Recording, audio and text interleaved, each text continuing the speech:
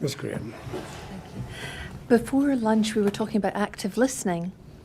Can I ask you to look at the Module 3 of the 2017 manual, please, which is PS 18538, and it's page 4 of that module. Maybe I've got the wrong one. No, it's page 4. Yeah.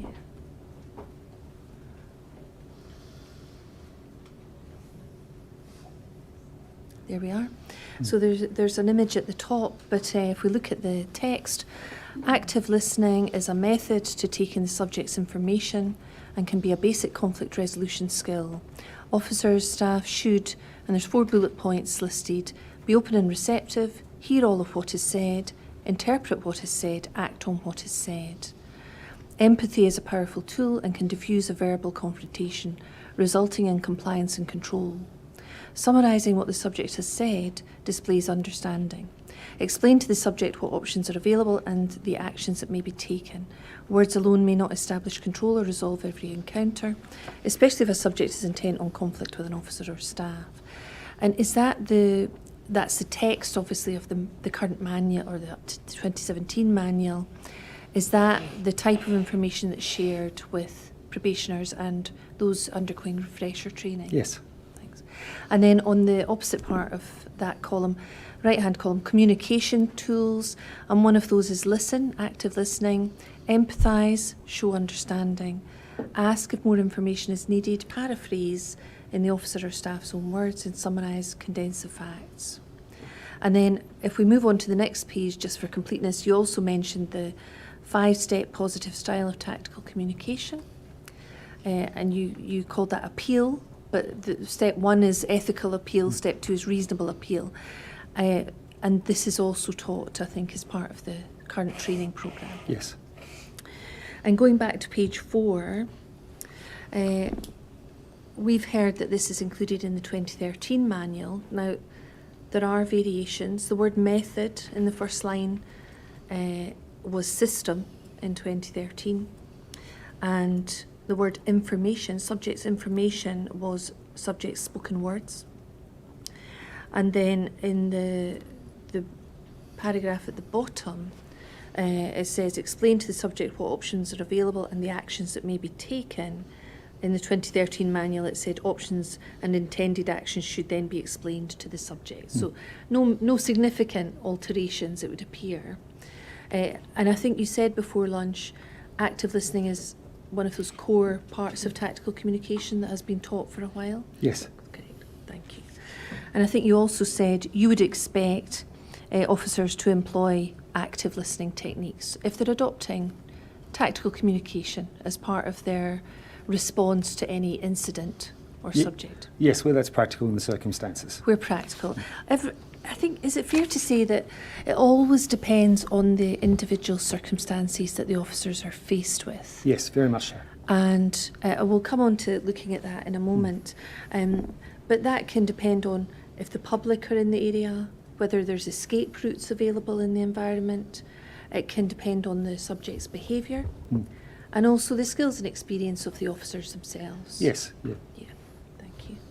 Can we go back just to complete our look at the scenarios? There was one further scenario I wanted to ask you about.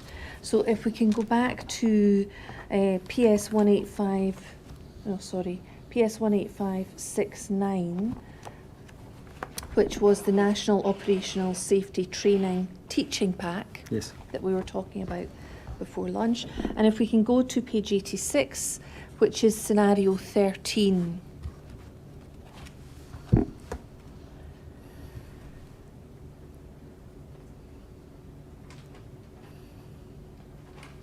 And again, we see it on one page. It's non-compliant knife. The requirements are the same as before. The student brief is, you are on duty and being deployed to the Dog and Duck public house. Information has been received that a male who has a head injury is wandering around the pub approaching customers and being abusive towards them. He was told by the licensee to stop causing problems. The male told him to fuck off and pulled what looked like a knife out of his coat pocket. So he appears to have actually pulled out or brandished a knife in a sense. So this is a different level, this incident that we're dealing with here. And the role player, it says you are under the influence of alcohol and have been involved in a fight earlier, during which you received a cut to the head. When approached by the police, produce knife and move towards one officer. So again, this is an instruction to the role player to actively move towards an officer. Simulating assaulting them. Can I just be clear, is the role player to simulate assaulting them, or is that just part of the training? Or are they just simulating it because it's a training exercise, or is the role player actually pretending or simulating an assault? I would interpret that to be that the role player is moving towards the officer with a view to seeking to assault them. Right, but he's simulating that in the scenario training? Yes. Right, thank you. If the officer, so in terms of assaulting, that there would be a threat to the officer from that. If the officer tries to take control, resist. If officer uses PAVA, it will only be effective if directed in the eyes. And the objective of this scenario is, the aim of this scenario is for the officer to use effective tactical communication, tactical positioning, and the appropriate use of force whilst under pressure. PAVA aftercare if applicable. I'm interested in the objectives here, because what we see here is a knife being brandished, someone who's under the influence of alcohol, who is actively moving towards an officer and threatening them, threatening to assault them. But here it also says the aim of this scenario is for the officer to use effective tactical communication. Would you still expect in this scenario that an officer would try effective tactical communication? I think within bounds, and again within the limitations of what we should expect under pressure, effective tactical communication in this instance may be very direct, very clear words of command. And again, that's what you probably expect in the operational environment as well. I think it would be unrealistic to expect officers in this set of circumstances to engage in complex communications and complex engagements with the subject. I think what we're more expecting to see from an officer in this instance would be very clear, very unambiguous direction to the subject, and that's in keeping more with what we'd expect under the operational pressures as well. Could you help the Chair by giving an example of what good practice would be in terms of the type of tactical communication someone could adopt? I think you would be expecting the officers to be giving clear orders and direction to the subject to get back, to drop the knife, to move back, some form of words like that. I think that's about as realistic and as detailed it would get in that set of circumstances. Thank you. And then it says tactical positioning. And again, can you just explain what you would expect a reasonable sort of response in that scenario to be? And as I mentioned earlier about those last-ditch strategies around how to manage spontaneous edge weapon threat, we'd be expecting the officers to do their best to employ the cut principles in this instance, because they've come across an offender who's now presented an edged weapon at them. As best as possible, you would be looking and hoping for them to be able to engage in those strategies, as challenging as that may be. So the cut principle would be one of those strategies. And then the appropriate use of force whilst under pressure. And how, can you explain how you would assess that objective, the appropriate use of force? Again, like every use of force, the officer will need to justify their decisions to use force. At this instance, if we have a subject who is actively seeking to assault the officer with an edged weapon, we are looking at potentially serious and aggravated resistance at this point in time. You'd expect that the officer would be able to justify using quite a high level of force, and again, that depends on impact factors, and that's why we can't be prescriptive around this, because impact factors do have such an influence on an officer's selection of use of force. What are the impact factors in this scenario? The edged weapon, most certainly, is probably the key impact factor. The environment, the close proximity. In a public house, we would presume that the distance between the subject and the officer is not significant, so the ability to create distance will be challenging. The level of intoxication of the subject, making him unpredictable with regards to his actions, and then you need to then consider the individual impact factors around the officers and their capabilities. You know, their size relative to the officer, their skill level, their experiences. So that would be an example, I think, of the set of impact factors that might be. Would the customers in the pub be a factor? Yeah, if there are customers around, the requirement or the necessity to protect members of the public will influence an officer's decision. And when I say decision here, I think it's really important that, you know, these, particularly when it comes to high levels of threat, these are not necessarily conscious decisions. Officers are not necessarily running through a checklist of things that are occurring or checklist of items in their head. They're making these decisions, you know, automatically and instantaneously based off their previous schemas, training experiences, etc. So in terms of the training in this scenario, how is it that you assess the objective of the appropriate use of force? Is this again part of the debrief process afterwards? You go through those justifications? Yes, ma'am. We would look to do it at that point. Right, thank you. And is there some sort of assessment during the training process of whether the force used was reasonable? In the debrief? Uh-huh. Yeah, certainly part of the debrief process is to look through Police Scotland's, or to go through Police Scotland's test of reasonableness in assessing the use of force, and have the officer explain through those steps as to why, and be back briefed on those steps as to how it would necessarily meet Police Scotland's test of reasonableness. And when you say back briefed, what do you mean? As in the briefing back from the instructor as to their views on what they've seen as well. So is it possible for an instructor to say that was just really poor, that was excessive, and you would need to think about maybe different techniques? I'd not expect my instructors to debrief in that form.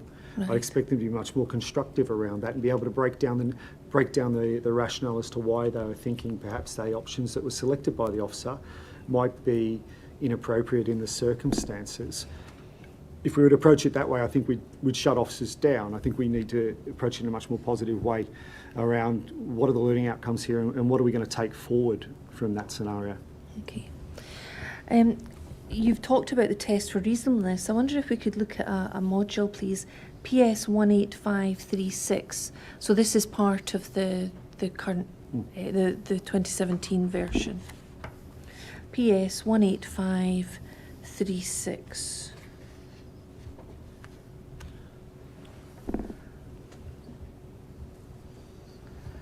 And this is the Module 1, Use of Force. Yes. And if we could look at the next page, please. Keep going, thank you. And to the next page. Right. So this is, I think it's page 3. Police Scotland criteria for use of force. Effectively, we've heard about this mnemonic plane, and Yes. that was in the 2013 manual as Yes. well. And we've heard officers give evidence about plane Yes. and the explanation. So plane, it says here, an officer's use of force must be reasonable. They must demonstrate that the force used was reasonable in applying the following reasonable tests. So is this the test of reasonableness that you were mentioning? And so for an officer who's used force as part of their operational duties, when they come to consider use of force and justification of that force, they can go through this using this mnemonic Yes. as a sort of tool to help them justify Yeah. that it was reasonable. Because we've heard that if it's not reasonable, it's not lawful. Is that correct? So the reasonable test can be summarised with the simple mnemonic plane. P is for proportionate. In all circumstances, the justification of a use of force must be proportionate to the level of resistance or threat faced. An option is unlikely to be regarded as proportionate or justified if a less injurious but equally effective alternative exists. And we mentioned that a moment earlier today. The amount of force used must be the minimum required to achieve the lawful objective. And we've heard evidence about the absolute minimum force necessary. Legality, there must be a legal basis for taking action, quite a common law or statute. Accountable, officers must be able to account for why they chose a particular course of action, and in some cases what other options may have been available and why these were not chosen. This is known as preclusion, which we mentioned earlier as well. Therefore, other force options have either been attempted or failed, or have been considered and found to be inappropriate under the circumstances. And then we come up to necessary. The action taken by the officer must have been absolutely necessary in the circumstances and critical to the safety of officers or the completion of their lawful duty. And ethical, officers should be in accordance with the principles of conduct that are considered correct and appropriate for the conduct becoming of an officer or staff. And it mentions the European Convention on Human Rights there. And it acknowledges that some degree of force will have to be used on a daily basis, potentially, by every officer. So can we go back to scenario 1, please, on the National Operational Training Teaching Pack, PS 18569.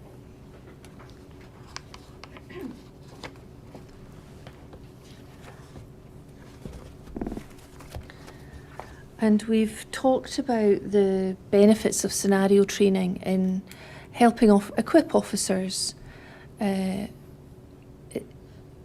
real life to perhaps more fairly reflect real life situations that they might come across and how they can best deal with them. Yeah. So let's look at scenario 1, which is on page 74. And just to remind you about this scenario, this was the vulnerable person in the street, and the 999 calls had been a 999 call had been received. So this person was in the main street annoying members of the public, and the role player was advised they had a developmental difficulty and would display the following behaviour, and that was difficulties in interpreting verbal and non-verbal language, gestures or tones of voice. They were going to repeat what the officer said. They'd be oversensitive to touch or sounds. And if the officer approaches, you'll become more visibly upset and frightened, and you've not been taking your medication. And the aim of this scenario was to identify that the subject had developmental difficulties. And we went over this earlier before lunch. So when I asked you questions about this earlier, we talked about a scenario where the officers in the scenario training, which presumably is a safe environment to practice techniques, there's been no tactical communication, no active listening, say. So they went straight to CS or PAVA, batons, and use of restraint. And you talked about a debrief would go through the reasons why they had maybe taken that course of action as opposed to others that might have been open to them. I am interested in this scenario training, which we've heard is better able to equip officers, and real life. Because in real life, you've already told us today that each individual officer has to justify each individual use of force. And they do that using the test for reasonableness, and that's using the plain mnemonic. Now, how is this scenario, if an officer does go straight to spray, baton and restraint, helping an officer when in real life they're going to have to justify every use of force by using the plain mnemonic? And I'm trying to understand why in this scenario here an officer could justify doing those things with the sprays and the batons and the restraint. I don't think I said they could justify it. I'd said that they would be expected to look to justify. Now, it doesn't mean that the instructor won't necessarily, coach them in a different manner. Right. and perhaps explain that that their options in a certain set of circumstances may not be seen as reasonable. Now, of course, we can't speak to that with any absolutes, and it would be unreasonable for me to say that we do. But I would expect that there would need to be a fairly solid justification in place, absence any other threat. And this this incident, as it's painted in the scenario, doesn't offer any indication of threat to the officers of any type. I would expect that the instructor would coach them accordingly if that was the case. Right.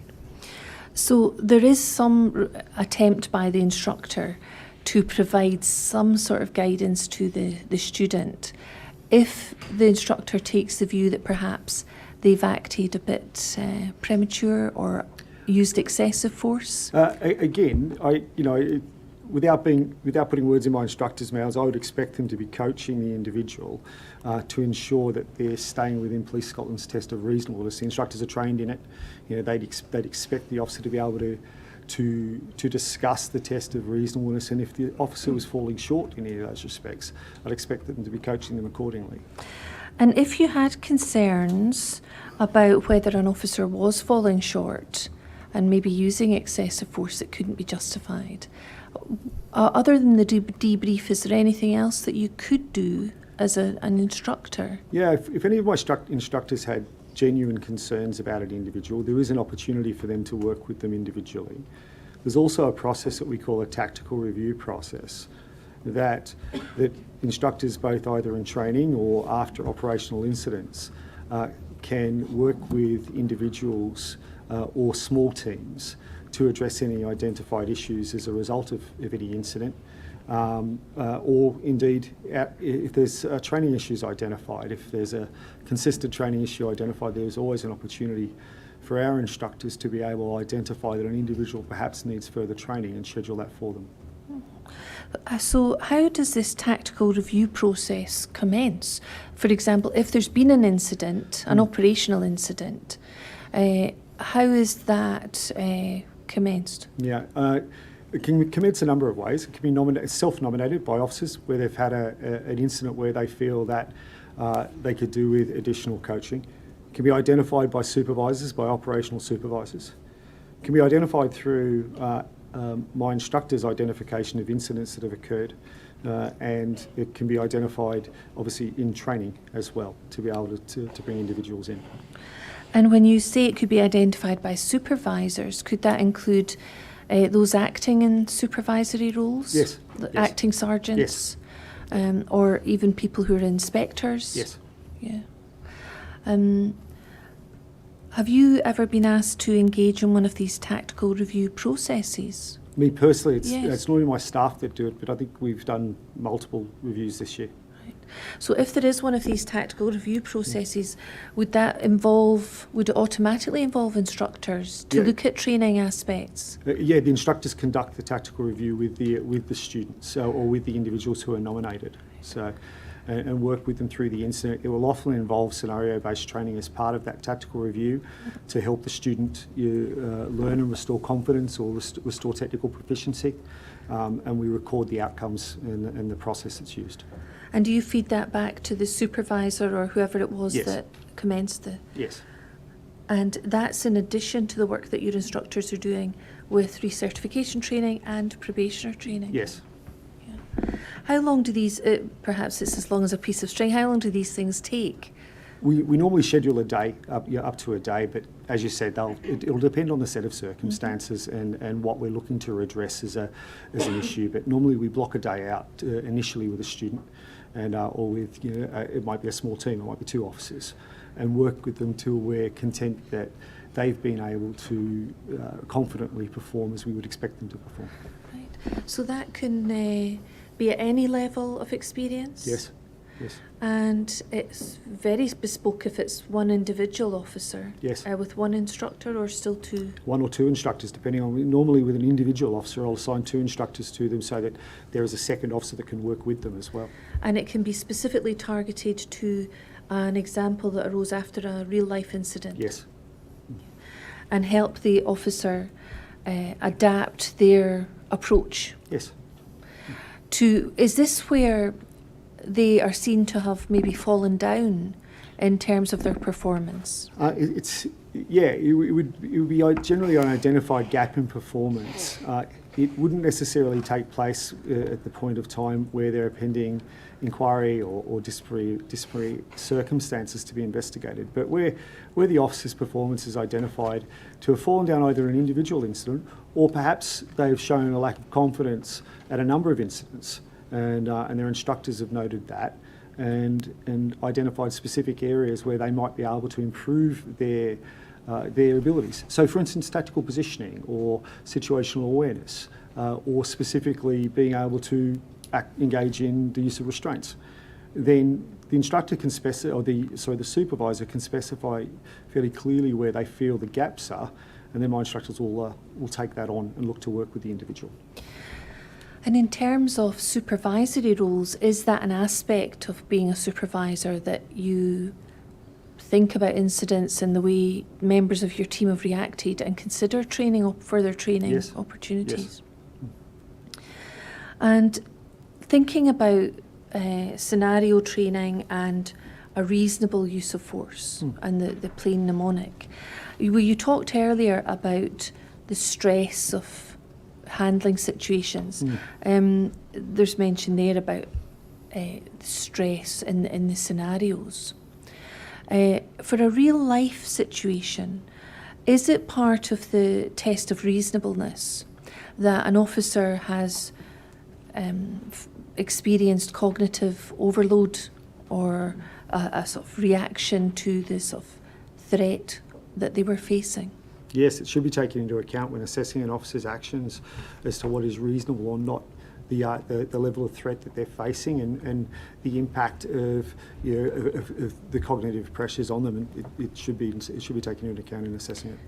So it can be quite a subjective test, you think, rather than objective? I think plain in itself is a subjective test.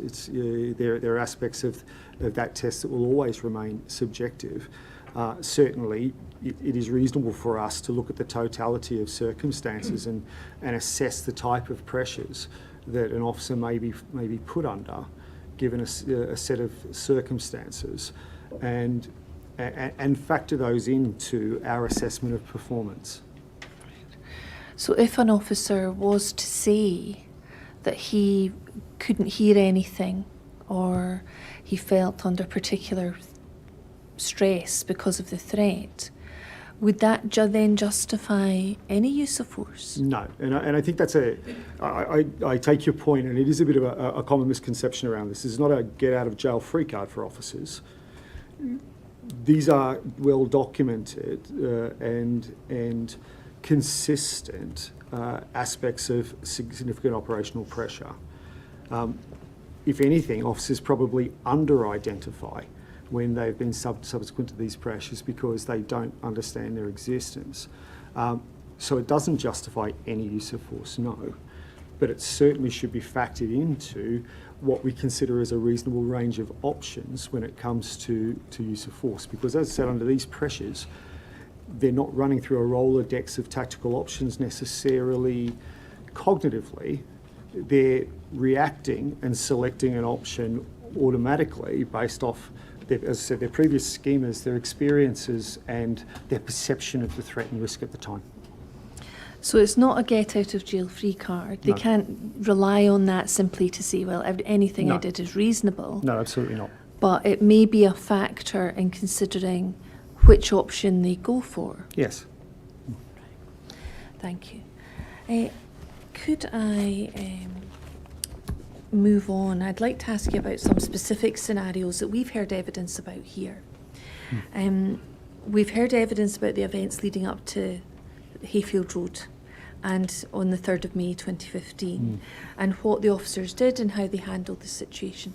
All of that will have to be considered by the chair in detail. Yes, ma'am. We've also heard evidence about what training they'd received up to 2015. And what I would like you to help us with is the training that officers are given now for probationers and refreshing, those doing refresher training, that will equip them and help them handle a similar situation. If they were faced with that situation today, I'm not going to be asking you about specific individual officers, because we've heard evidence, and you've said today, everybody's different. So I'm not asking you about specific individuals. Okay. If we appreciate they're all different, but if we can think about the training that's given to all the officers, obviously how they react to that training, whether they listen to the training, will be a matter for them. The scenario is this, if we can think about an alleged knife incident. Multiple calls coming in from the public, shortly after 7 o'clock on a Sunday morning. Within about 8 minutes, there's been 6 emergency calls. So we've heard that's quite a large number for a Sunday morning. The information that's available is an African-looking male was chasing a complainer's car. He may be carrying a knife. He was big with muscles, about 6 foot, wearing a white t-shirt and dark-coloured jeans, and jumping in front of other cars and stopping them. A male in possession of a large knife, a black male wearing a white t-shirt, no jacket, walking along the street with a large knife in his right hand, about a 9-inch blade, and another call that mentioned him being in the middle of the road. So that's the sort of calls that have been received. I've obviously summarised them for you.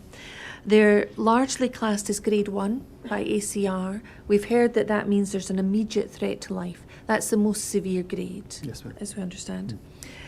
The acting police sergeant for the response team calls on the radio for all units to respond and makes a request for a dog unit and an ARV. So that's the scenario that I'm going to ask you about. Okay.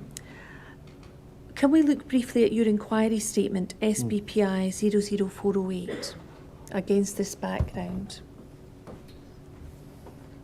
And I'd like to begin with paragraphs 56. You cover this in 56 to 74. Okay. But if I'll remind you what this part of your statement is about. You're talking about cut there, and you say, if we can maybe just move slightly down. Right, here it is.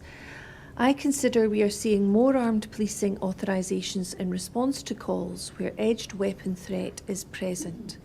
Initial tactical firearms commanders get more involved in these calls, recognising that where they have a confirmed call for a subject with an edged weapon, the armed officers are better placed to be able to manage that risk because of their wider tactical options and better training that they receive.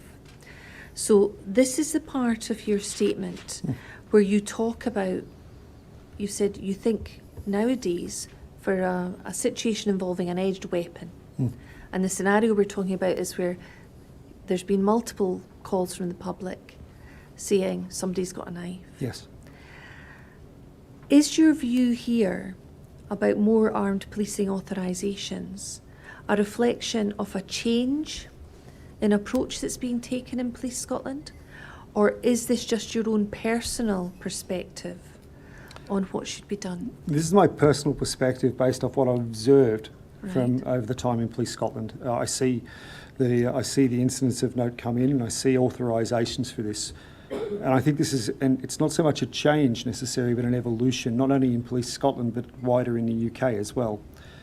I think it's more likely than not, in those circumstances, as you've outlined to me today, that we would see an authorisation. Now, I caveat that I'm not an initial tactical firearms commander. I can only speak to my perceptions and my opinions based off what I see regularly occur now in the operational environment. But that would be my position at the moment. Right. So you're, from your own experience, seeing more authorisations of armed ARVs, armed responses, where there's calls about an edged weapon, a knife. How is that changing, if it is changing, the face of training I think for your average officer? yeah. Sorry.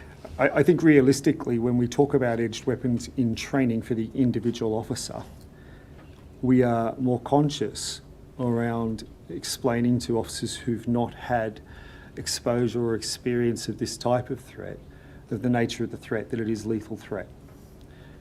and we spend a lot of time explaining to them that any close encounter with that potentially lethal threat it can lead to very serious injury or death. We speak to them about and teach them that what we can provide them in a short period of time extends to mitigation for spontaneous edged weapon threat, and that any requirement to actively engage with that, with edged weapon threat, poses serious risks to them. So the risks of responding themselves to an edged weapon threat, and a knife incident, is very serious, and that's emphasised now. Has that changed over? You talked about it being an evolution. I think when I first came to the UK, I was perhaps a little taken aback by the attitude of wider UK policing to unarmed officers attending edged weapon incidents, because that level of understanding around the threat that edged weapon incidents posed was well understood from my point of view internationally in my experiences. However, in the UK at that time, there seemed to be an acceptance that unarmed officers would engage with edged weapon offenders and subjects. I think over the years I've seen that develop. I've seen a deeper understanding of the potential of edged weapon threat in the UK that has perhaps been more in line and parallel with international comparators now, and certainly in our own operational safety training syllabus, we are much more cognizant around expressing that threat in terms that are more comparable with the international position. So as well as training or emphasising the dangers for unarmed officers, does this have an impact on the training in relation to specialist resources? So ARVs, arrival of dog units. Is there more training in relation to that now? I couldn't speak to that, ma'am. I'm not well versed in current specialist resource training outside of public order operations. For unarmed officers, if there is an expectation that perhaps more armed policing authorisations will be given, is there any training at all given to either probationers or students who are undergoing refresher training about liaising or understanding what impact that will have on any incident? Again, it would likely fall under the auspices of incident management training for probationers, for instance. Not an area that I cover or we cover in operational safety training, and we don't tend to cover the nuance of liaising with armed officers in recertification training. It tends to be about the individual officers and tactics given the time that we have. Do you know of any training that allows serving officers or probationers? You've mentioned probationers. Let's just deal with officers who may come for recertification training. Is there any training that increases their levels of awareness about the response from an armed policing vehicle, a dog unit, how they can make requests for them, whether they're entitled to make requests for them, and what would happen while they wait for them, what would happen when they arrive? Not within the recertification training package. It would potentially be out with the scope of that, and I couldn't speak to wider training inputs on that, unfortunately. You don't know of anything at the moment it's that you not could... the fact that, well, I don't know of anything, but I don't know what I don't know on that one. Obviously, so, yes. Yeah. Yeah, okay.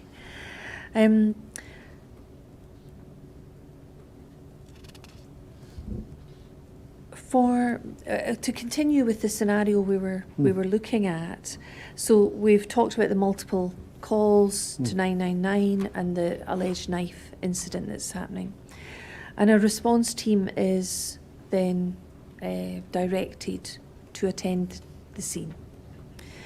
En route, there are a number of officers, some probationers, some serving officers with different levels of skill, different levels of experience. All of them are up to date with their recertification training. they've had exposure to attending previous knife incidents.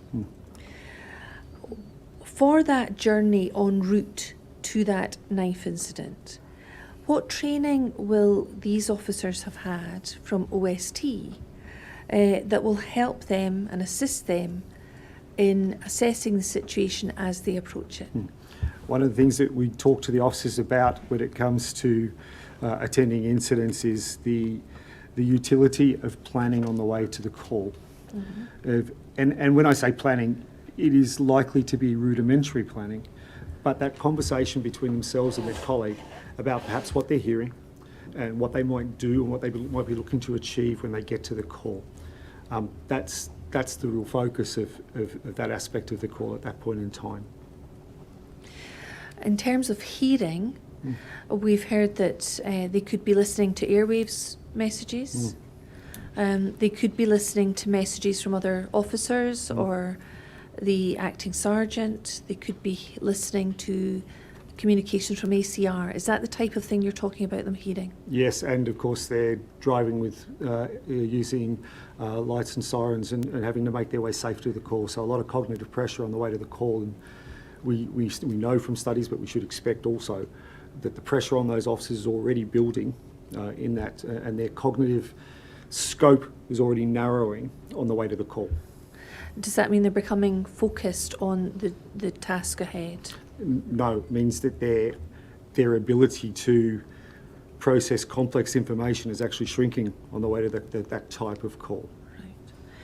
And you're talking about planning and hearing. A conversation between the two officers who would As best as possible, yes. Yeah. And what sort of thing would you expect them to be discussing? They might be discussing something as simple as who the contact and cover officer is going to be, where they're going to alight from the vehicle, step out of the vehicle, what position they take, that sort of thing. And it will be as potentially as simple as that, and it might not extend past that given the other, all the other things that are happening in the vehicle on the way to the call. We may have heard evidence that there was discussion, or at least things being said about the fact there were hospitals in the area, mental health hospital in the area, that type of thing. Is that the sort of thing you'd expect officers to be talking about? I'm sure it could. If I'm candid, no.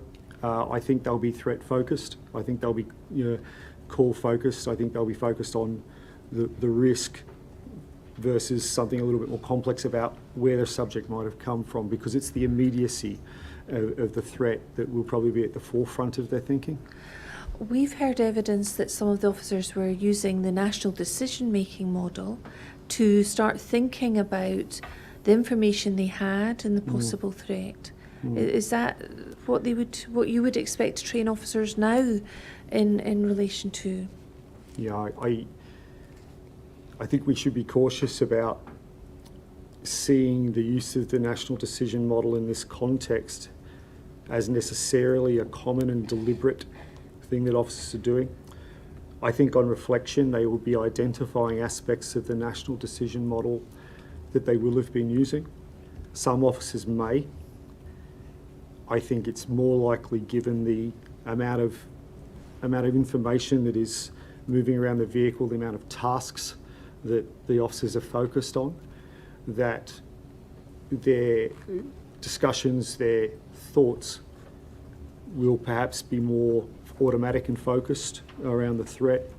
And on reflection, they can certainly identify that as perhaps using aspects of the national decision model. I think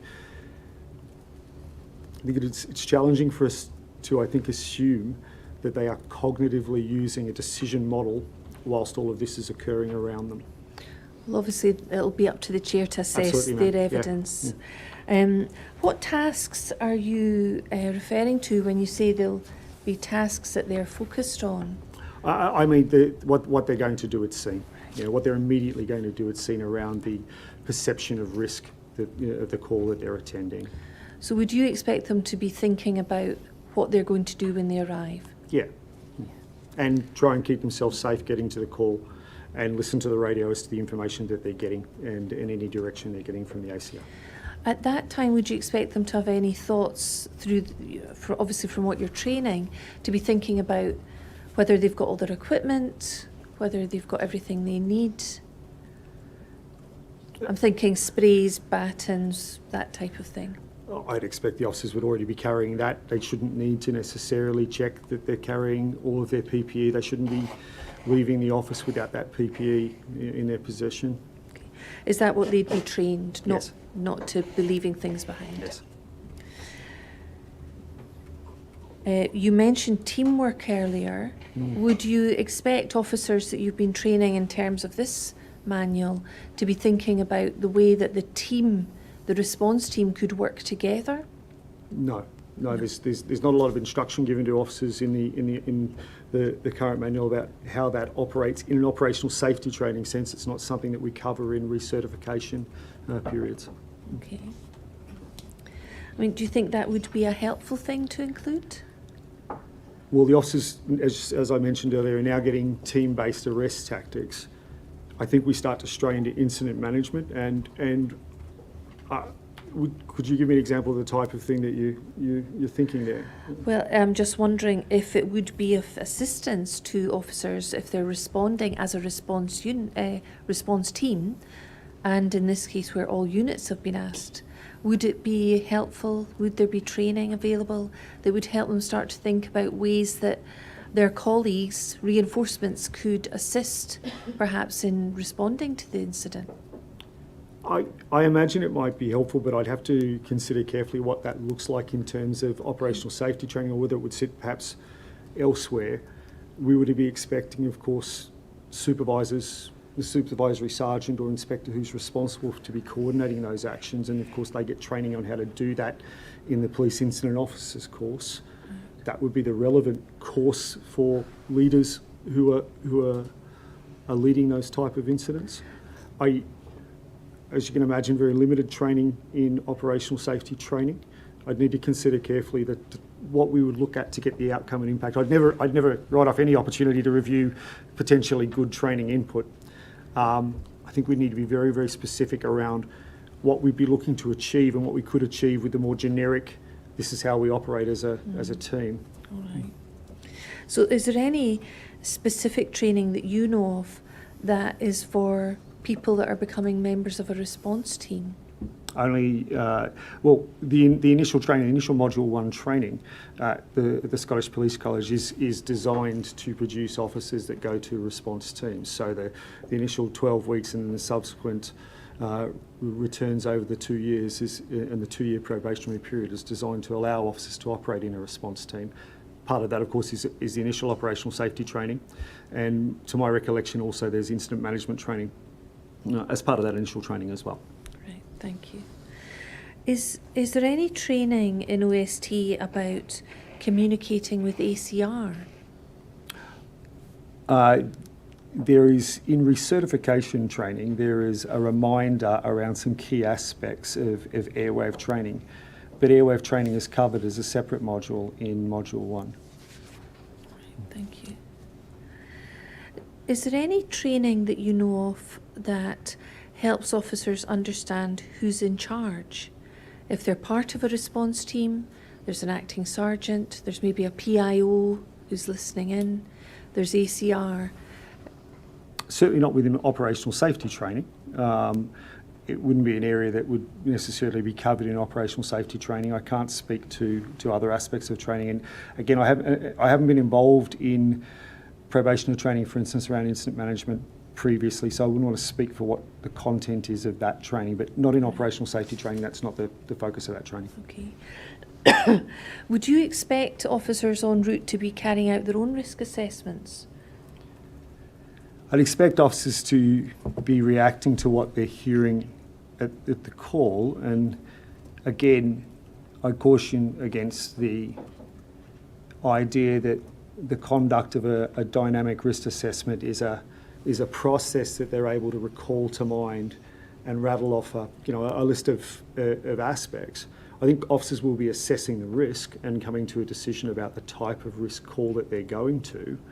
But again, I wouldn't expect officers to have the capacity or indeed the memory to be able to engage in a positive, deliberate approach to ticking off a risk-based list. But in terms of the training that's given under the 2017 manual, they would be given training about dynamic risk assessment. Yes. And can I ask you now, moving on to arrival at this incident that we're talking about. So the initial arrival is 2 officers who are first on the scene. And they have used their blue lights, not their siren. There's no members of the public in the vicinity, certainly not that are visible. It's a residential area. There are churches and hospitals nearby. And they see the man they think is the subject walking near to a bus stop in the street. Now, one of those officers is aware he was high on something. His eyes were bulging out of his head.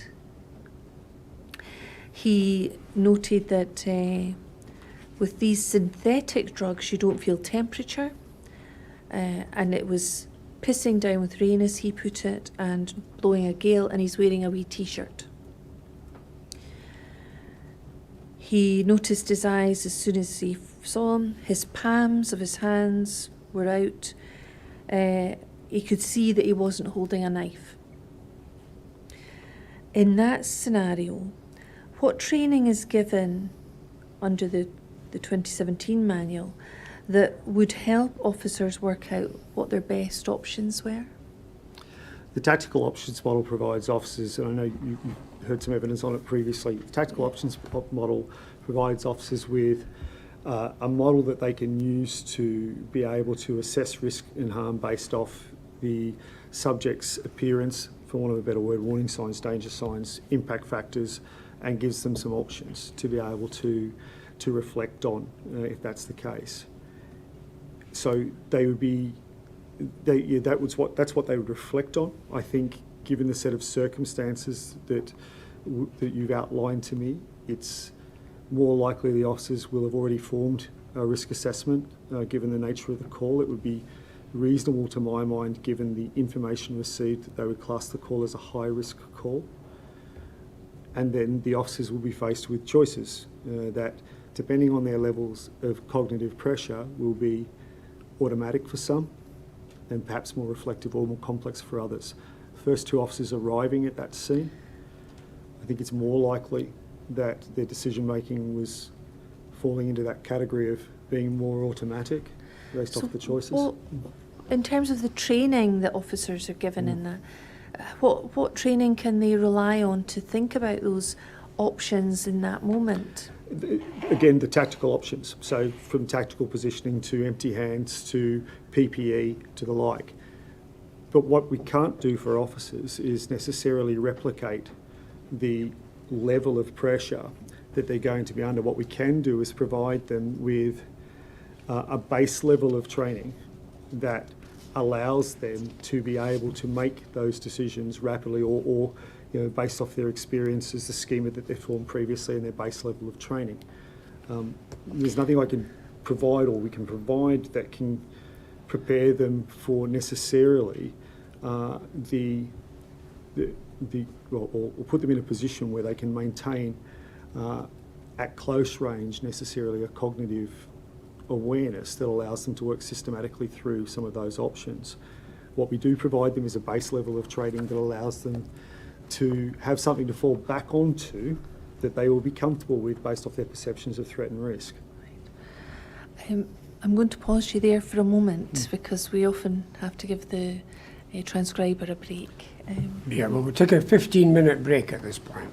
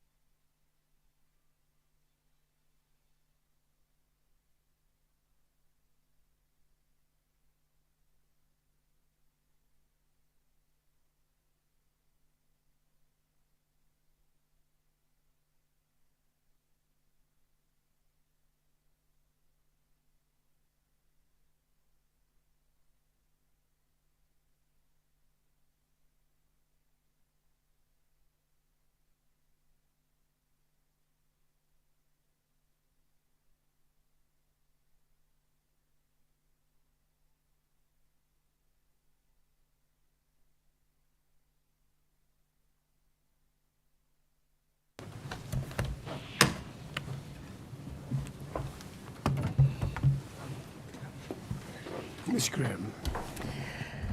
Thank you. Inspector, it's been a long day, and I just want to recap on the purpose of me asking you these questions today. So, as I said at the beginning of this afternoon, my interest in asking you these questions is in identifying what training officers are getting under the current manual, the 2017 manual, Yes. that will help them, assist them, equip them with skills, trained skills that will allow them to handle different scenarios. Yes.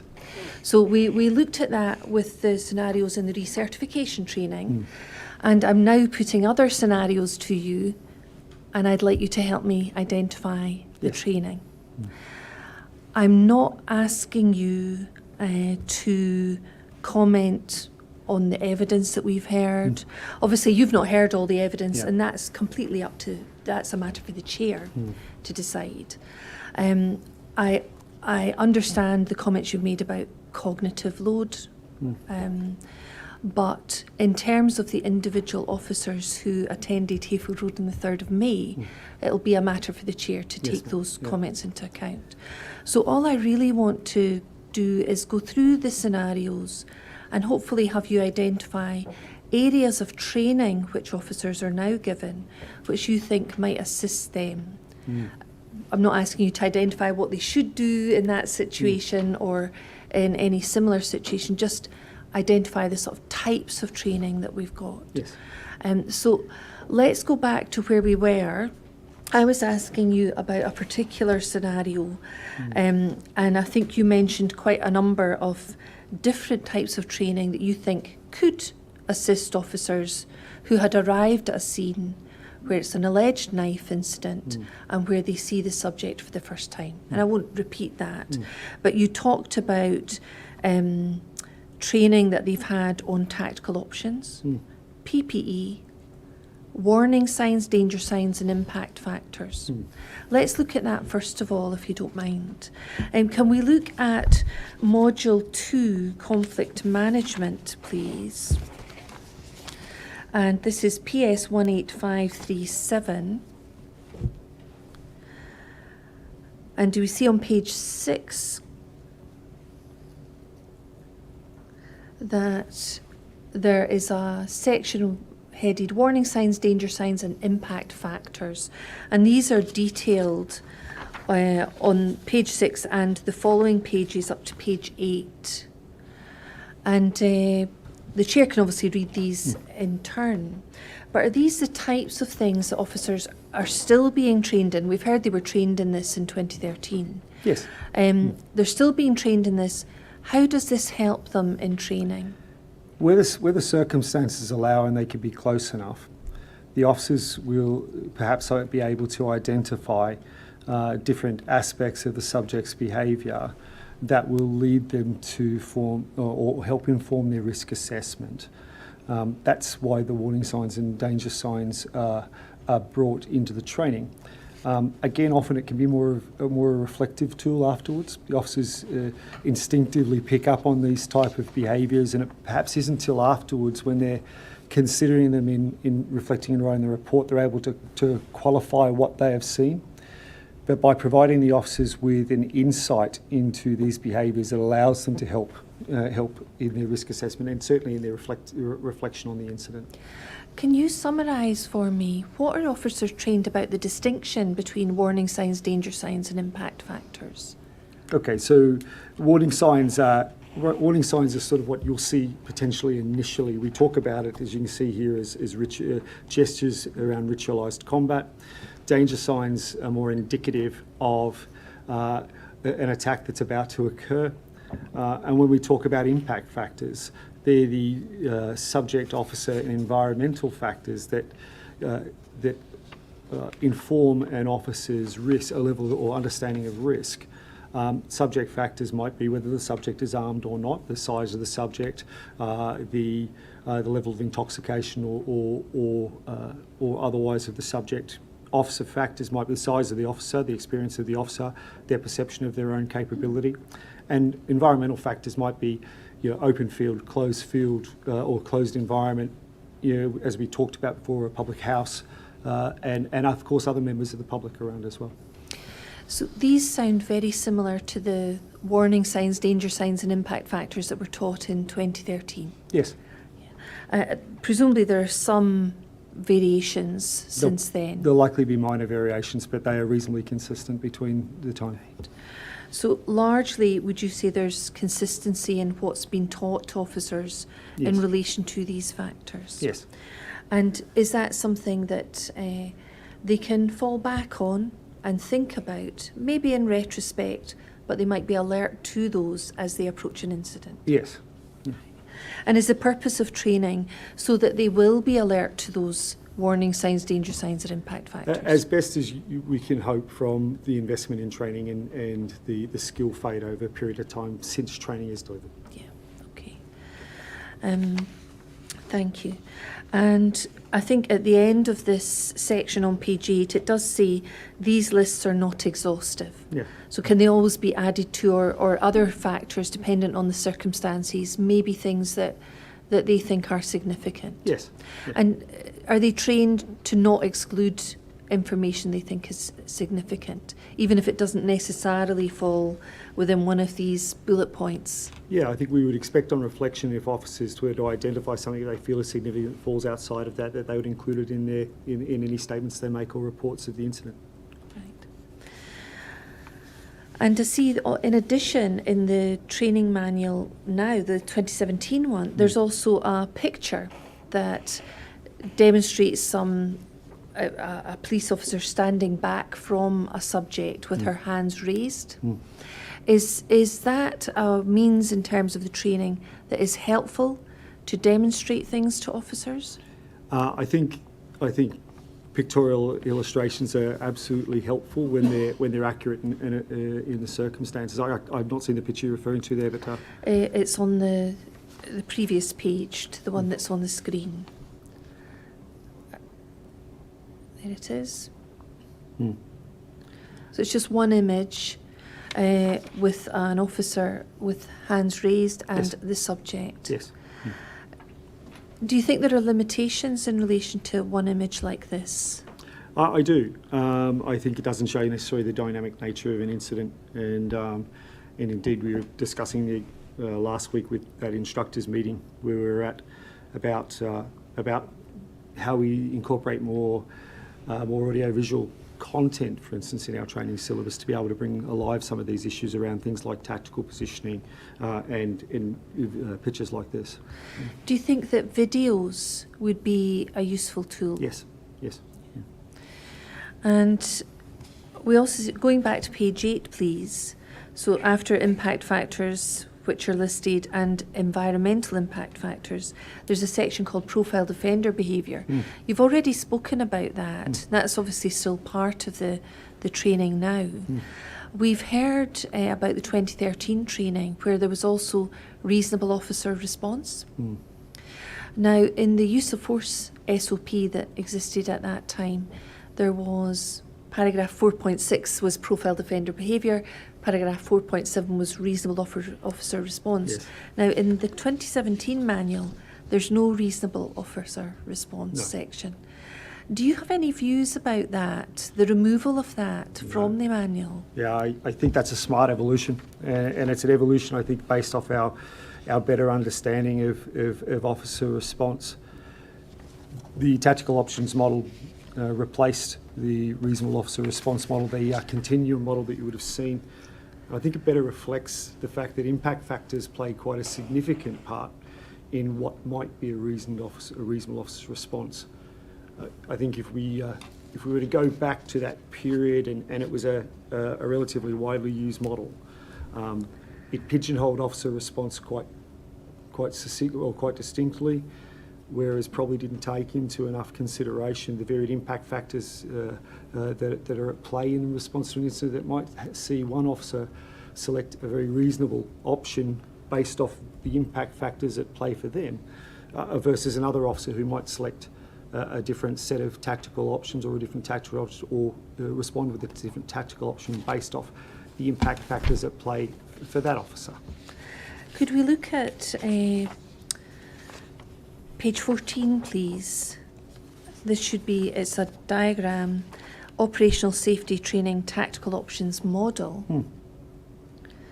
We might not get the whole thing on the screen, Yep. but can we see there that it's a circle with ever decreasing circles and circles round it? Could you talk us through this model, please? This model is representative of the interplay of different factors that go into the assessment of risk and the subsequent option selection of an officer. It's certainly a very useful reflective tool for officers to be able to consider why they have done what they've done. It gives them a basis for understanding the type of issues and factors that come into play when they are selecting a tactical option. And it represents the fact that the factors themselves interact to provide a whole picture. And obviously the options around are representative of some of the options that are available to officers in selecting a tactic. So do we see at the heart of the circle's plane, the mnemonic, that's the test of reasonableness in Yes. terms of use of force? Yes. And that's at the heart of everything here. And then the next circle is warning or danger signs, which Yes. we've looked at.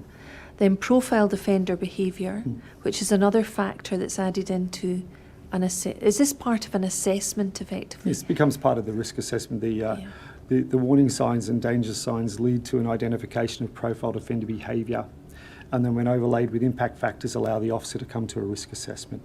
Again, it's not as mechanical as that, but these are the type of factors that will be going through an officer's mind probably quite rapidly as they come to an assessment of risk.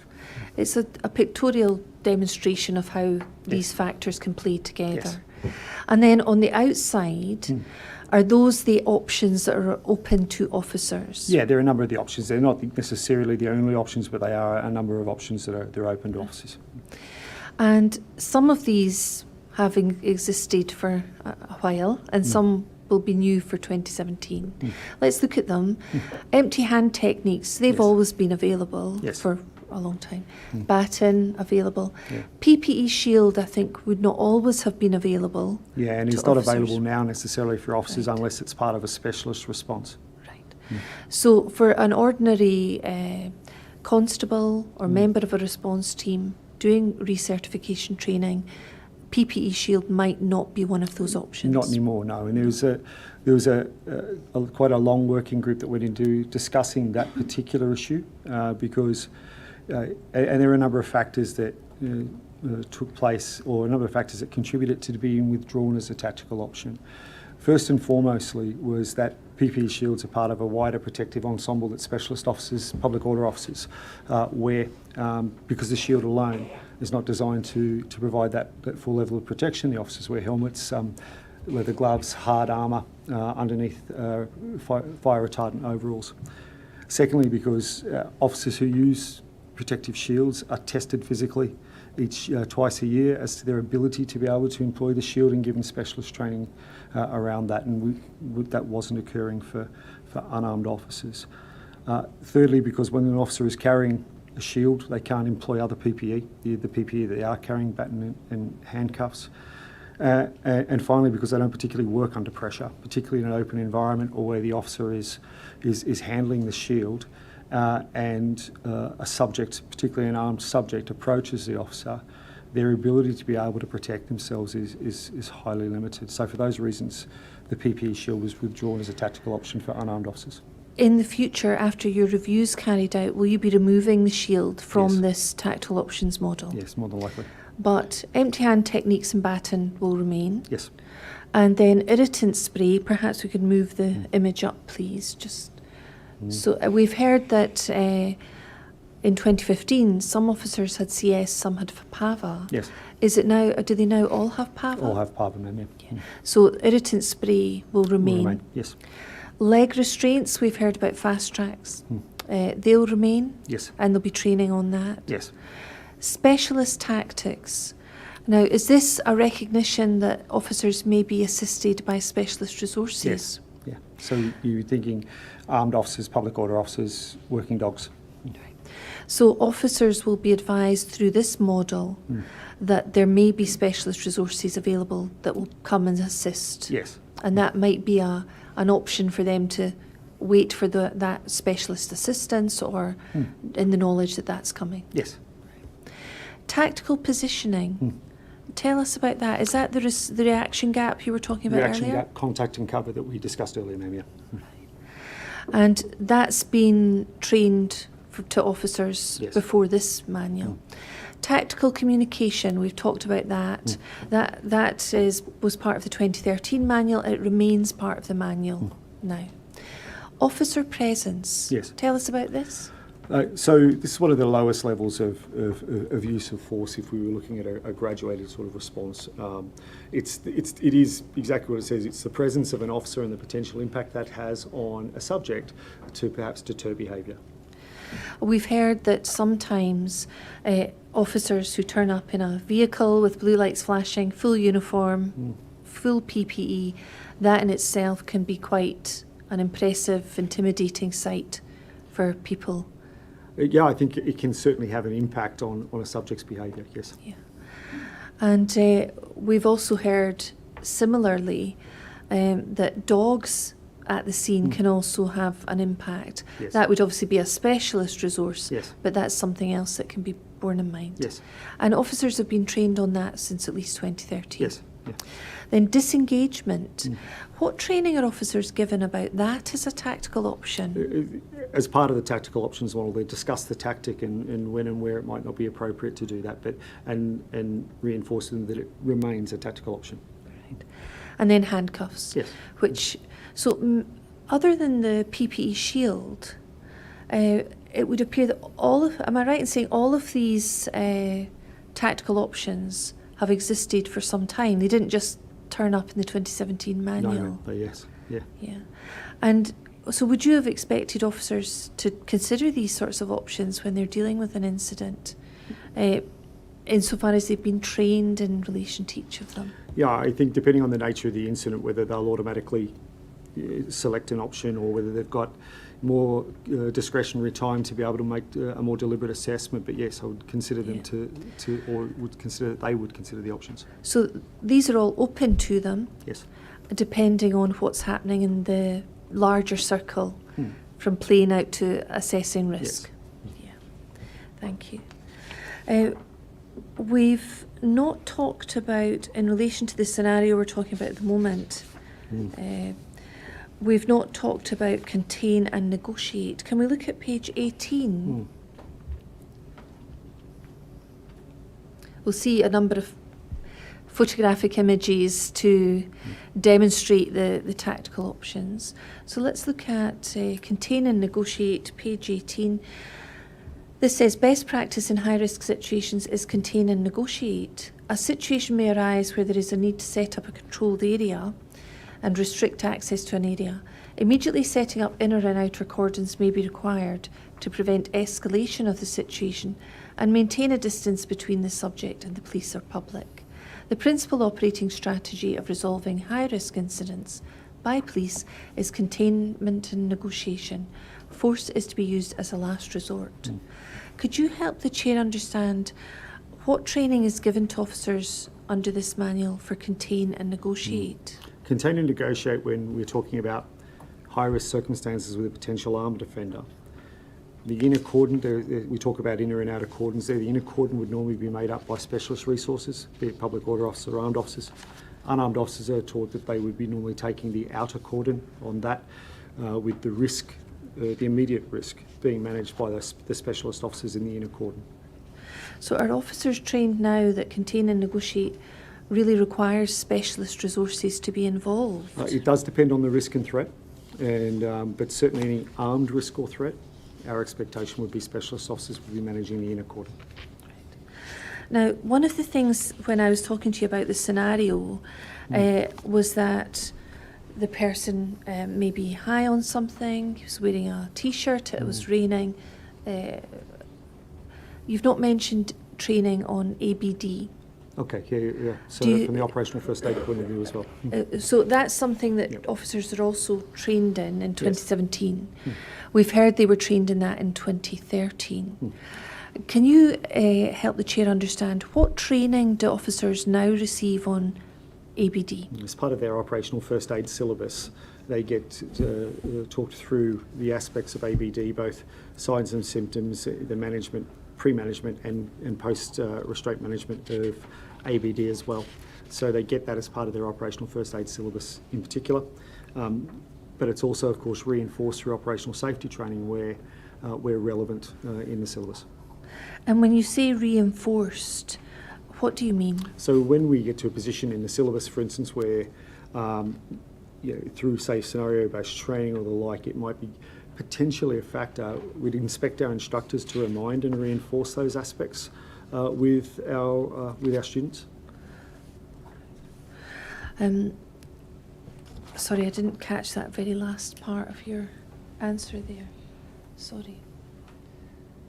So for those undergoing refresher training, they will have that reinforced to them as part of the scenario-based. Does that blend in the training they've had about ABD into the scenario? Yes, ma'am, and even as part of their initial training as well, outside of the operational first aid syllabus, where relevant in the operational safety training syllabus, we'd expect the instructors to be reinforcing periods where ABD might be a factor. So in the scenarios we looked at earlier today, scenario 1 and 4 for the vulnerable people, is that something that would be discussed as part of the debrief? Perhaps. And we've heard evidence that the training that certainly was given in 2013 was that if an officer suspected someone was suffering from ABD, if I can say suffering from, or the signs were recognised, that they should call for an ambulance, treat it as a medical emergency. Does that remain the position today? Absolutely remains the position today. Yeah.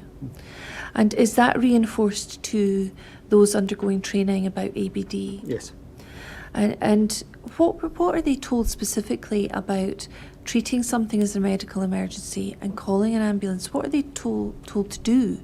Is it simply contact ACR on your radio, or are they told to do something else? There are two methods now to be able to contact SAS and request an ambulance. Our preference is, where it's practical, officers will call the number direct from scene, and that practice was introduced earlier this year across the service. So the officer can engage directly with Scottish Ambulance Service and the call takers there.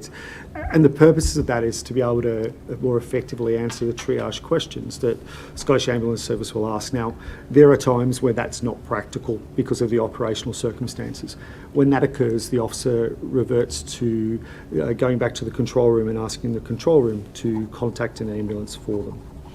And when you say operational circumstances, would that include the behaviour of the subject, profiled offender behaviour? Yeah, it might not be safe for the officers to be able to contact ambulance. The officers might be actively engaged at that point in time in treatment as well, and there might not be sufficient officers there to allow an officer, for instance, to step out and contact ambulance whilst they're actively engaged in treatment. And depend perhaps on the level of threat that they're faced with when they arrive? Yes. And that could be threat to the public, threat to themselves, threat to the subject? Yes. We heard evidence from Inspector Young about training that was given in relation to the 2013 manual, and he talked about risks posed by a person, and he talked about POP, person, object, place. Is that something that's still trained? Yes. Could you explain again what that is, please? So when we talk about the officer being able to assess risk where practical, they can use that acronym, person, object, place, to be able to categorise the type of risks that fall under a person, any objects that they may have in their possession, or the place that they're involved, or the place where the incident is occurring. It does help them to perhaps identify risks if they prefer that model to be able to use as part of their risk assessment.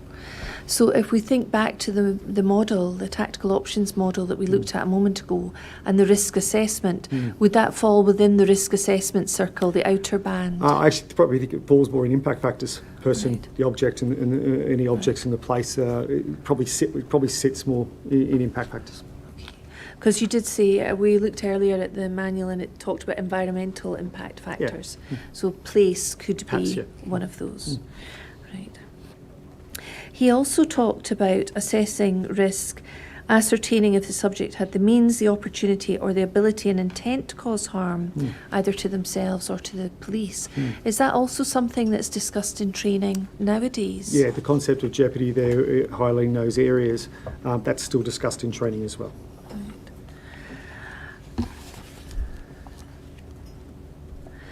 And he talked about officers being taught about the reaction gap, Yes, contact and cover. yes. Are those still taught today? Yeah, they are, and I think we take a slightly different approach in our emphasis on those. I think, as I mentioned earlier, around as a prevention tool for precluding or preventing assault for officers. I think we also take a firmer view on what a good reaction gap looks like in terms of distances and how fast a subject can potentially cover distances. So depending on the perceived threat, how far away you need to be able to react effectively. Right. Can I ask you, thinking about the scenario that I've been asking you about, if we have a situation where the subject is simply ignoring the officers, so the van's turned up, the blue lights are flashing, the officers come out of the vehicle, they have their full equipment and uniforms, and they are speaking to the subject, and there's no reaction. So not reacting to the presence of the officers or to their commands. So just walking past the bus stop, as I said. And I'm wondering what training is given now to officers if they were faced with that situation now where simply the person just doesn't react. And this is in the instance where the information received is that It's an alleged knife incident. Alleged knife incident. And the person's just so following on from the scenario I've been painting for you. Again, the officers will need to fall back on the tactical options that they have available at their disposal. None of which, candidly, are particularly good options for dealing with an edged weapon incident, because each have particular concerns or flaws that preclude the officer or bring the officer's ability to bring the incident to a successful conclusion, and make it more challenging. Make it more challenging for them to do so, because there aren't a lot of safe options around handling a knife incident for an unarmed officer. And I mean, we could go through the options, but for instance, if we were to pick a couple around, say, disengagement and say, for instance, observing the subject, that requires for an edged weapon offender some significant distance. If we were to consider that, let's say our offender, if the officer is 20 feet away, we'll cover that distance in about 1.25 seconds. If we were to double that to 40 feet, then we're talking a few seconds for the subject to cover that. And then the officers are left with PPE options, for instance, at that point in time. And as I mentioned earlier, the PPE options that unarmed officers carry don't bring a high percentage of success when it comes to defending against a potential edged weapon attack. But then we contrast if we take the officers further out even at that point in time. Well, then they have trouble in contacting the subject and being able to communicate with the subject because they're some distance away. But they also then risk not being able to maximise the safety of the public with regards to that increased distance, because the subject at that point in time has the opportunity and ability to perhaps make off. And I know we mentioned that there was no one else around, but it's a residential area, and so perhaps it's not too difficult to lose a subject in that area as well. So that's just a couple of the reasons why. Or a quick run through of a couple of the tactical options there, But why in we're in a really tough position there for unarmed officers. Sorry, I No. spoke over you there. No. In terms of the training that they receive, are we still looking at the tactical options model? Yes. With all of those options that can be considered? Yeah. And depending on the particular circumstances, they may reject some of those options as not suitable, or they may tend to other options which they think are more suitable. There may not be one particular option that's perfect, but it would be those options that they would consider. Yeah, I think that's as good as we can give an unarmed officer, with the one exception now that that we have taser as an option. Now, we might want to include that as specialist resources, but the further that gets rolled out, the more perhaps that is an option in those circumstances. And So in terms of the tactical options model, one of those options is specialist resources. yes, Now, we've heard that for certain specialist resources, such as ARV, it has to be a certain rank of officer who can authorise that. So subject to that limitation, there may be specialist resources available for Yes. individual unarmed officers. yes. And are they taught that they can make requests for those specialist resources? Not normally, no. And although we would expect their supervisors, on hearing an incident like that, would perhaps make a request. But as you rightly point out, it remains a matter for the initial tactical firearms commander to authorise or otherwise. Right. So it would be more a PIO or an acting sergeant or someone in the sergeant of the response team that would be responsible for making that request. That's more likely. It doesn't always have to be that way, but that's more likely. Right. And in terms of what individual unarmed officers in a response team are taught and trained, are they trained that they can feed back to ACR effectively to try and persuade them that maybe specialist resources are required? No, it's not they're not taught it's their job to persuade. It's for the initial tactical firearms commander to make their assessment based off the information they're receiving. You know, if there's time and space available, we of course like officers to be feeding back what they're seeing where that's relevant or where they can do so. But they're not taught to look to persuade the initial tactical firearms commander of a deployment or otherwise. Are they taught what factors might be significant in the initial tactical firearms officer's decision making? No. So that they're not given any guidance about the sort of circumstances where ARV might be desirable? In the manual, we do talk about the stay safe principles, and it does go through the criteria for authorisation from memory. I think that's still in the current manual as well. So in initial training, they do get an information feed and some training on what those criteria look like for the initial tactical firearms commander. But realistically, in practice, it's the initial tactical firearms commander assessing the information that they have received off the call to date or any further inquiries they've directed to allow them to make their assessment. And are uniformed officers trained to understand that someone in the ACR will need information from them in order to make that decision? I'd have to go back and have a look at the text in detail for the initial course. I can't say off the top of my head, ma'am. All right, thank you. So, are there any particular aspects of training, scenario training or lectures, which deal with someone who is simply not communicating with officers? Apart from the scenario set that we see there, I'm aware that in probationary training department they do run other practical days and scenario-based training days, and I know vulnerability is covered as part of those training days, so I've observed that training. And so whilst I can't go into the detail of that because it's not my department, I'm conscious and aware that they run practical days that do involve subjects with a vulnerability. And do you know if that vulnerability includes someone who simply does not speak English or cannot understand English or I don't doesn't know, speak? sorry, no. You don't know? No. All right, thank you.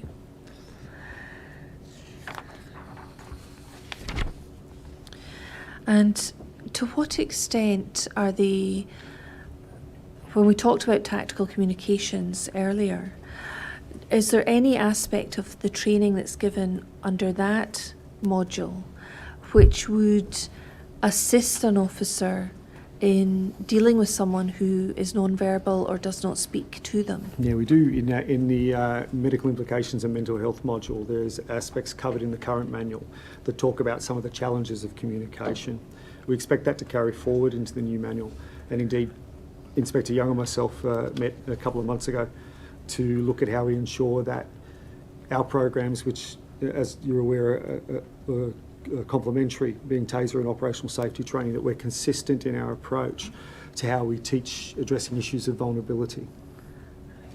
So let's look at Module 4, if we may, which I think is the medical implications, which is PS 18539.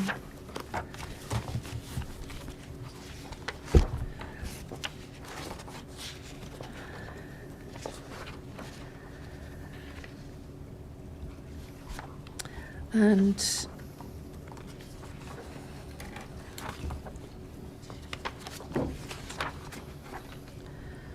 there's a section on page 21 called Mental Health Guidance.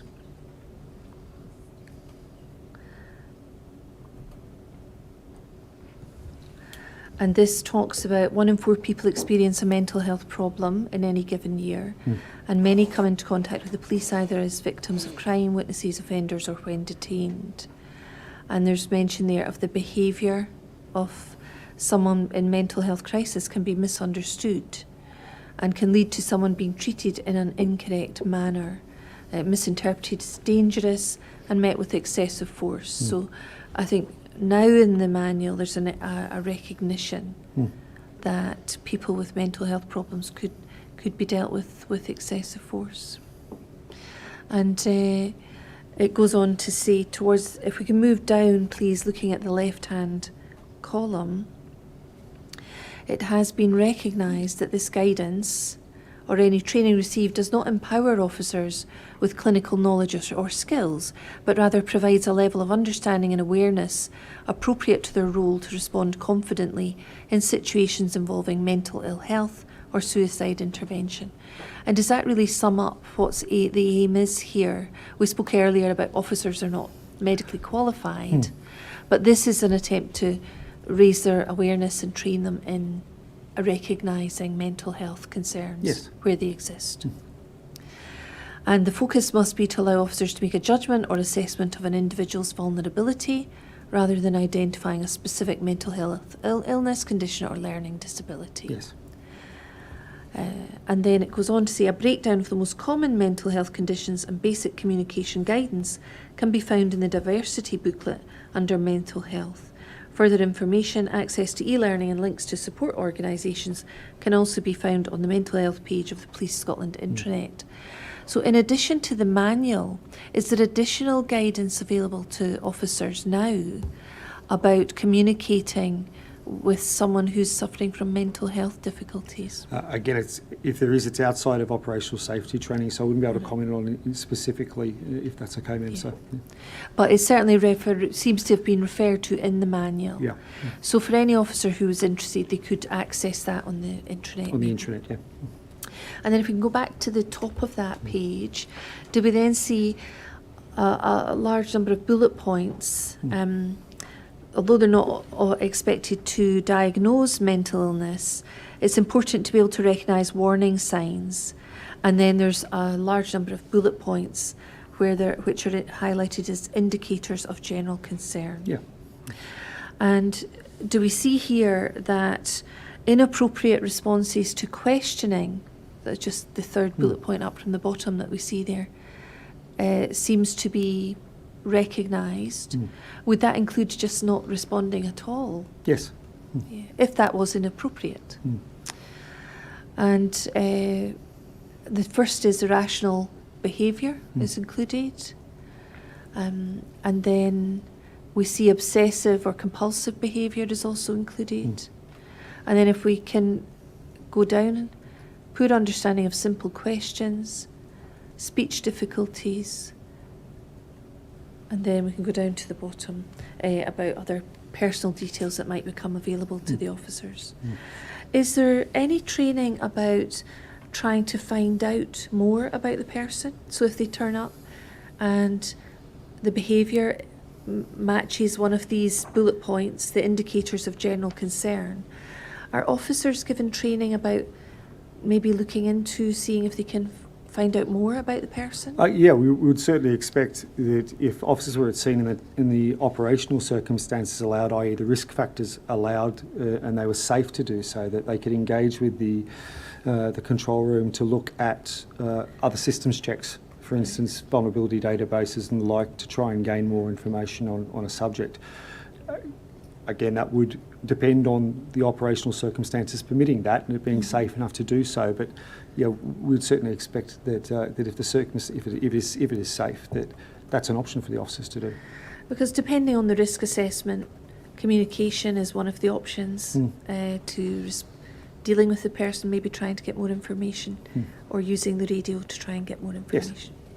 And then on the next page, page 22, do we see that in addition, there's indicators of concern for the safety of an individual or others, and behaviour should raise concern about a subject's risk of harm to themselves or others. And then there's a number of other bullet points listed. And we see engaging in threatening behaviour towards others for no obvious reason, being unresponsive to others, and that could presumably be being unresponsive to the police. So is this now recognised as a possible indicator of someone suffering from mental health crisis? Yeah, I think the list is reasonable. I think what we do need to be cautious of is it's a long list. Yeah. And we've got, even in those 2 pages, probably 30 to 40 bullet points. We're not expecting officers to be able to remember and recall all of them. We do expect them to be able to identify general signs and symptoms and have a general awareness. And again, at the bottom of the left-hand column, there's reference to another guidance booklet produced by Mind, entitled Police and Mental Health. So again, references to other reference materials if they wish to look into that. And then can we see at the top of that page, effective communication with people with mental health problems. So again, this appears to be introducing specific training on communicating for people with mental health problems. And again, there are key factors to remember. And again, a number of bullet points that are highlighted for the officers.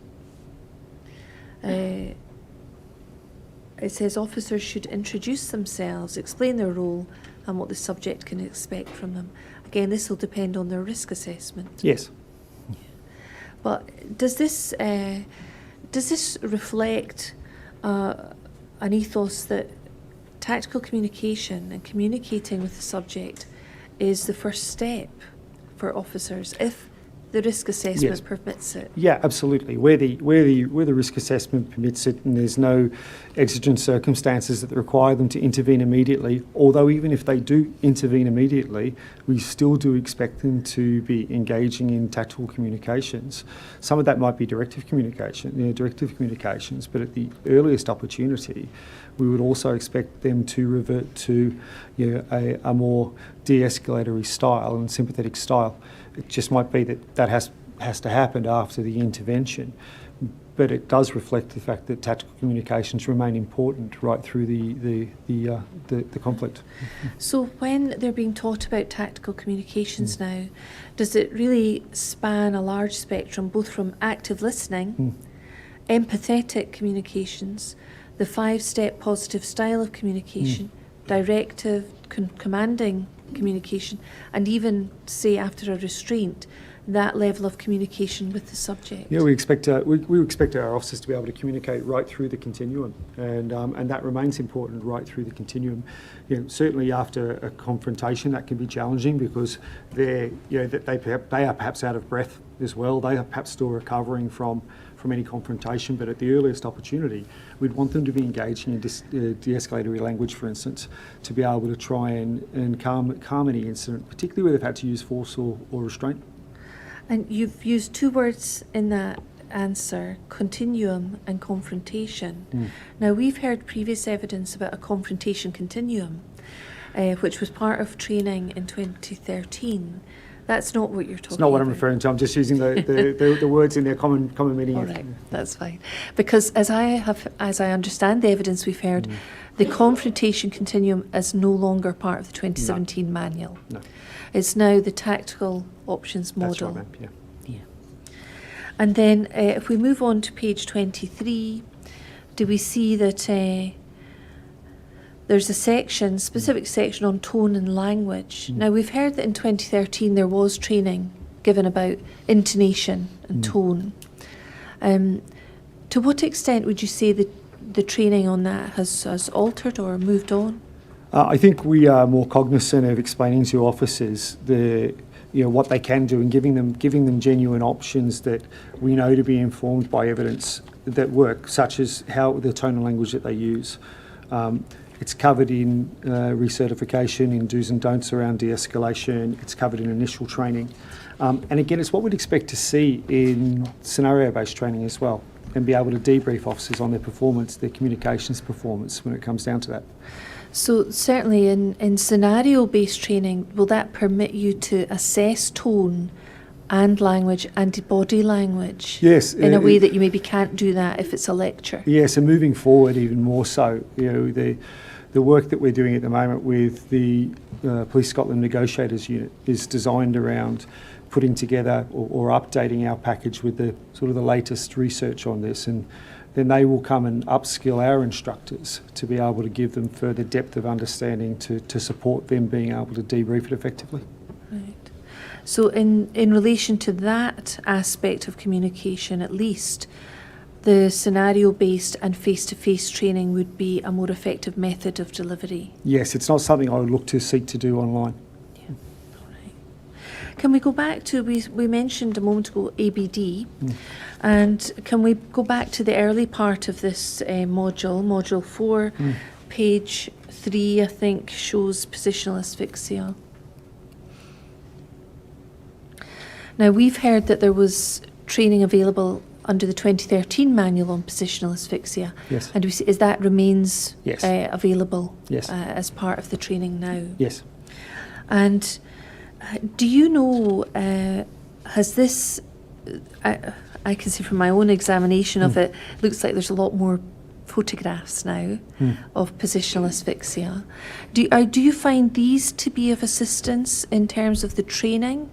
If we look at the photograph that we can see here, we can see a subject lying face down on the ground in the prone position, head turned to one side, and there are a number of officers there training. Could you talk us through that diagram? Yeah, again, I haven't had the opportunity to review the photographs in detail in preparation, but if I was to make an assessment here, I don't think that's necessarily a particularly helpful photograph. I think we could look to do better, and indeed all of the photographs will be retaken for the manual.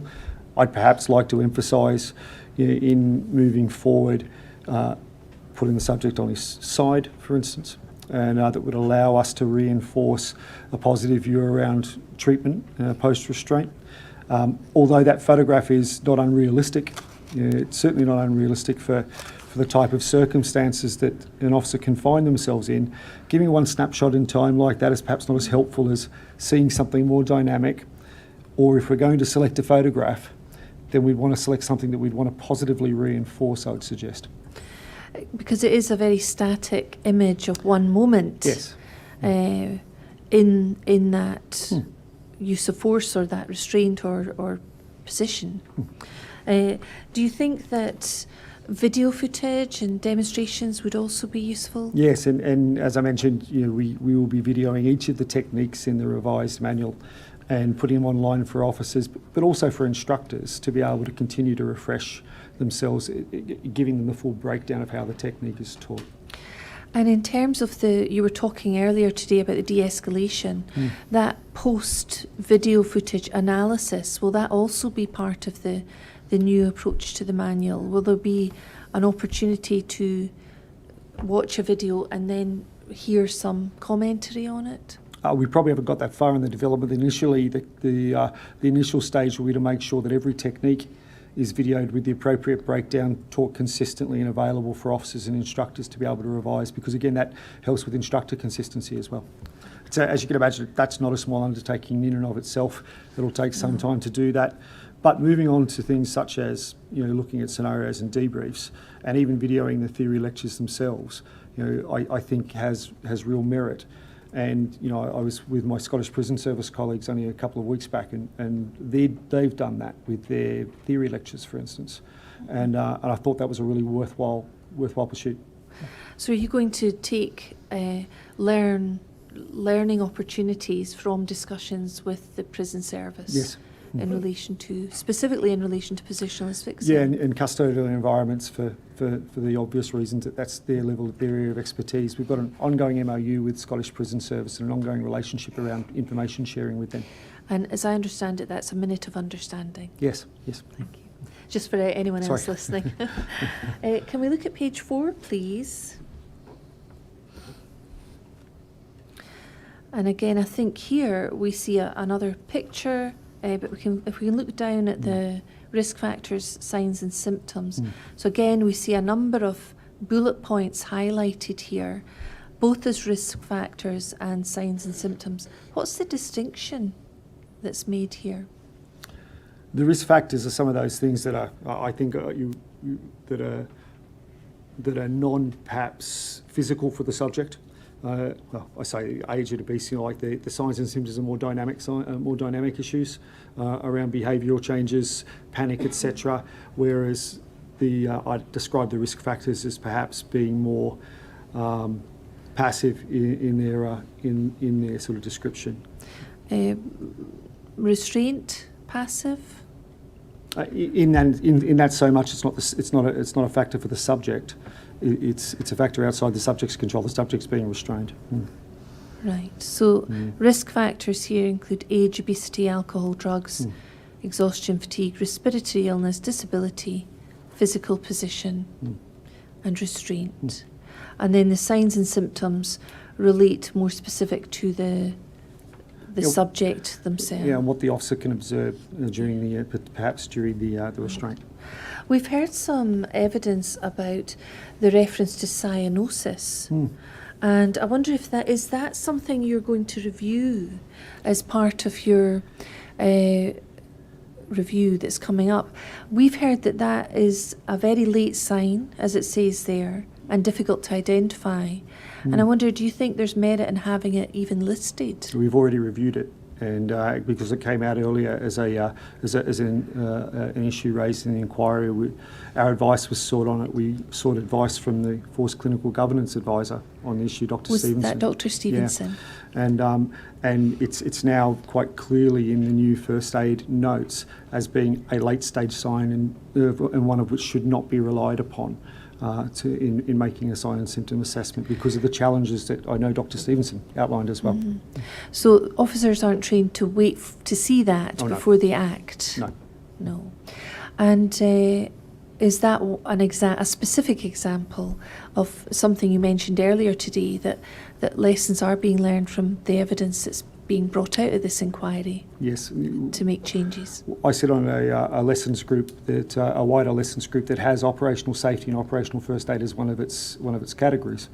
And as issues arise from the inquiry, it's prudent for us to act and deal with them as we move forward rather than wait certainly till the end of the inquiry where we can identify those lessons and enact them now. Thank you. Can I move on to page 5, please? And we see here restraint is mentioned left-hand side. We might not see the full extent of that, but if we have a look from the beginning, if a subject is placed in the prone position during restraint, breathing can become more difficult due to the internal organs putting pressure onto the diaphragm. If the subject's arms are restrained to the rear, the muscles can be affected.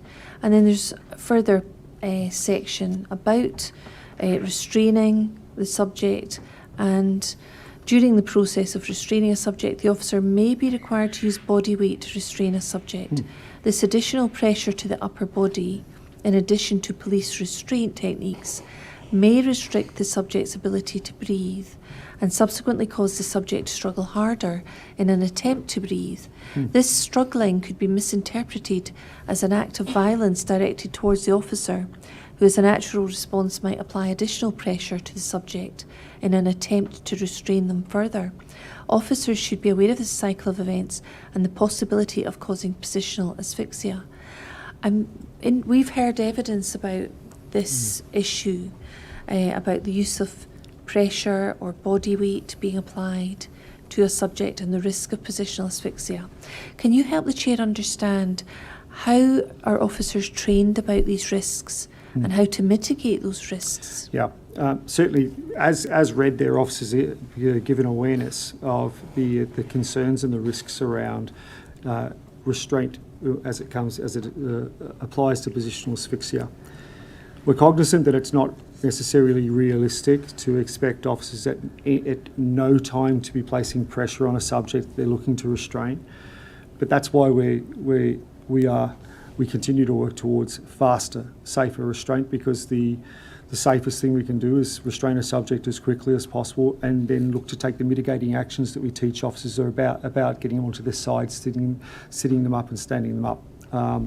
Now, officers get this in their initial training, not only in dealing with this specific topic, but again, where it's relevant in the physical skills syllabus, such as, for instance, ground pins and ground holds or the like, it'll be covered again by the instructor at that point in time to remind officers of the concerns and risks around positional asphyxia and what they need to do to mitigate it. The same when it comes to, for instance, leg restraints or violent prisoner teams and the like. And they'll get that in recertification as well. So each year they get a reminder and a refresher on acute positional asphyxia, and then through their physical skills section are regularly reminded as to where the risks sit and reminded to mitigate them at the earliest opportunity. And if a scenario, as part of the scenario training, there is a restraint carried out, would it also, the training be refreshed as part of that? Yeah, we expect the officers to be able to show where they're involved in a restraint, they're taking the mitigating actions, and we actually take that one step further and have integrated a medical scenario in one of the scenarios where potentially a subject becomes non-responsive, and the officers are required to then be able to identify that and then take actions, the appropriate first aid actions from their operational first aid syllabus to blend and integrate that training so that they're aware of the requirement to continue to manage the subject and monitor the subject. Was that in the pack that scenario in the pack that we looked at earlier today? Probably not. That's this year. So we give the officers the instructors the opportunity to pick which scenario is appropriate for them, and to provide a medical emergency. Now, it might be a catastrophic bleeding incident. It might be a positional asphyxia incident. And I'll maybe come back to that if we can. Perhaps that would be an appropriate time to finish. Yes. Well, we'll sit again at 10 o'clock tomorrow morning.